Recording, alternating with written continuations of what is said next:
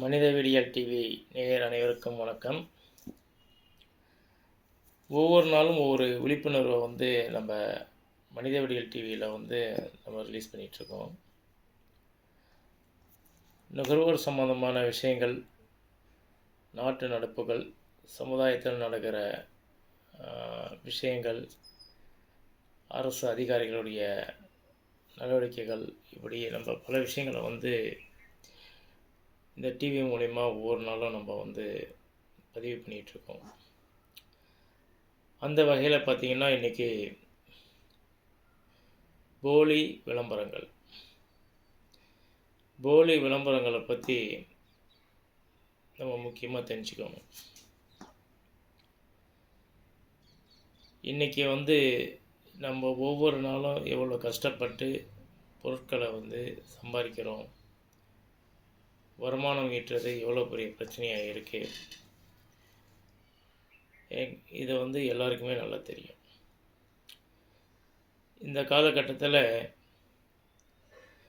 நமக்கு தேவையான பொருளை நம்ம கண்டிப்பாக வாங்கி தான் ஆகணும். அதில் மாற்று கருத்து இல்லை. அதே சமயம் ஆடம்பரமான பொருட்கள், தேவையில்லாத பொருட்களை வாங்கி நம்ம ஸ்டாக் வச்சு அது வீணாக்கிறது இன்றைய காலகட்டத்தில் மிகவும் தேவையில்லாத ஒன்று. நம்ம இப்போ தேவையான பொருளாக வாங்கிறதுக்கு முன்னாடி நிறையா டிவி சீரியல் எடுத்தாலும் சரி, சினிமா எடுத்தாலும் சரி, பத்திரிக்கை எடுத்தாலும் சரி, எல்லாத்துலேயுமே விளம்பரங்கள் ஹெவியாக வருது. விளம்பரங்கள் உற்பத்தி செய்கிற பொருட்களுக்கு அந்த நிறுவனம் விளம்பரம் மூலிமா மக்களை கவர்ந்து அது மூலிமா ஒரு விற்பனையை அதிகரித்து அவங்க லாபம் ஈட்டுற நோக்கோடு செயல்படுறாங்க. யாருமே சமூக அக்கறைக்காகவோ இல்லை நுகர்வோர் நலனுக்காகவோ செய்கிறது கிடையாது. இந்த விளம்பரங்கள் என்னென்னா, அது உண்மையான அந்த தரமான ஆரோக்கியமான பொருளா அப்படிங்கிறதுக்கு முன்னாடியே நிறைய நடிகைகளை வச்சு நிறைய விளம்பரங்கள் பண்ணுறாங்க. நமக்கு அந்த நடிகர் மேலே இருக்கிற ஒரு ஈடுபாடு, நடிகை மேலே இருக்கிற ஈடுபாடு, ஸோ அந்த பொருளை ஆட்டோமேட்டிக்காக நம்ம மனசில் பதிய வச்சு நம்ம அந்த பொருளை தேடி போய் வாங்குகிறோம். உண்மையாக அந்த நடிக்கிற நடிகர்களுக்கு அந்த பொருளுடைய தரம் என்னன்னு தெரியுமா?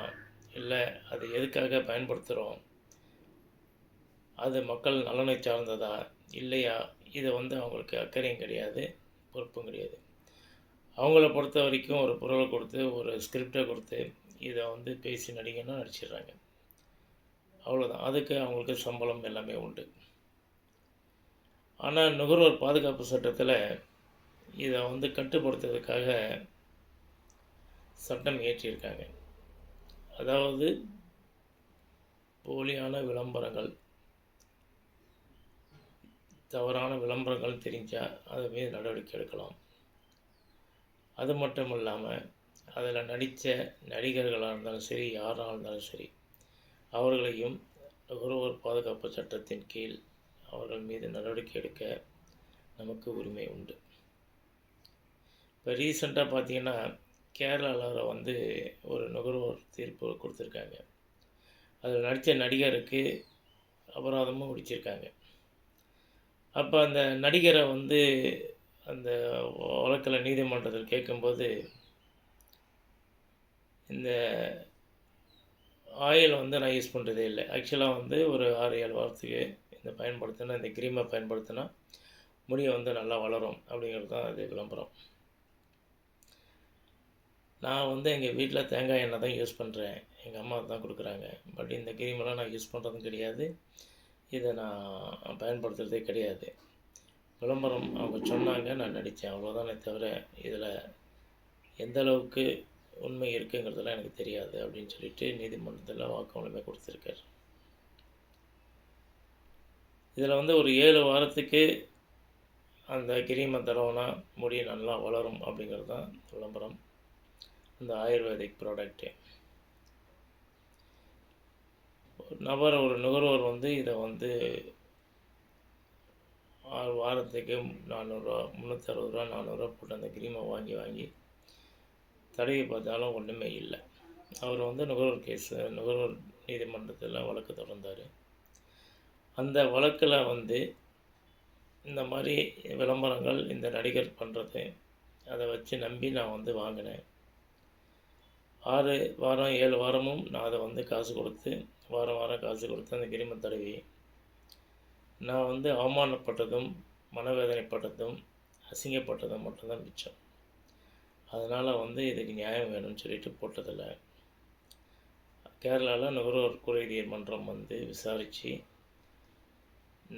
நடித்த நடிகருக்கு அபராதம் 10,000ம், அந்த நிறுவனத்துக்கு அது விற்பனை செய்த கடைக்கு 3000 இப்படி ஒரு அவதாரம் வச்சு ஒரு தீர்ப்பு போட்டிருக்காங்க.